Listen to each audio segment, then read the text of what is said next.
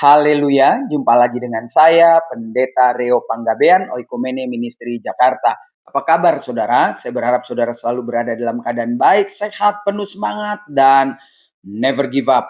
Jangan pernah menyerah. Kebenaran firman Tuhan hari ini kembali mengingatkan saya dan seperti biasa saya bagikan kepada saudara mengenai hidup yang mengasihi. Di dalam 1 Yohanes pasal yang ketiga ayat 11 sampai 18, di situ dijelaskan dengan gamblang cara hidup orang-orang yang mengasihi.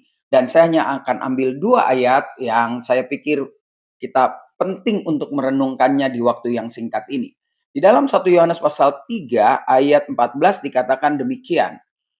Kita tahu bahwa kita sudah berpindah dari dalam maut ke dalam hidup, yaitu karena kita mengasihi saudara kita. Barang siapa tidak mengasihi, ia tetap di dalam maut. Jadi dijelaskan kita sudah diubah, kita sudah pindah rumah dari rumah kegelapan, kekelaman menjadi rumah kemenangan, kemerdekaan, bahkan sampai rumah sorgawi. Tetapi dengan syarat bahwa kita harus mengasihi. Dan Alkitab menulis kita berpindah dari maut ke hidup karena kita mengasihi saudara kita. Jika kita tidak mengasihi, kita tetap ada di alam maut itu. Dan menariknya saya dapati lagi di ayat penutup 18. Anak-anakku, marilah kita mengasihi bukan dengan perkataan, bukan dengan lidah, tetapi dengan perbuatan dalam kebenaran. Bukannya kita dilarang mengatakan ayolah kita saling mengasihi. Itu hanya sebagai pembuka pintu, hanya kunci. Waktu kita mengatakan ayolah kita mengasihi, ayolah kita berbagi. Enggak sampai di situ titik, tetapi harus dikerjakan. Karena ditulis dengan jelas, bukan dengan perkataan atau lidah, tetapi dengan perbuatan dan dalam kebenaran. Mengasihi harus dengan dasar kebenaran.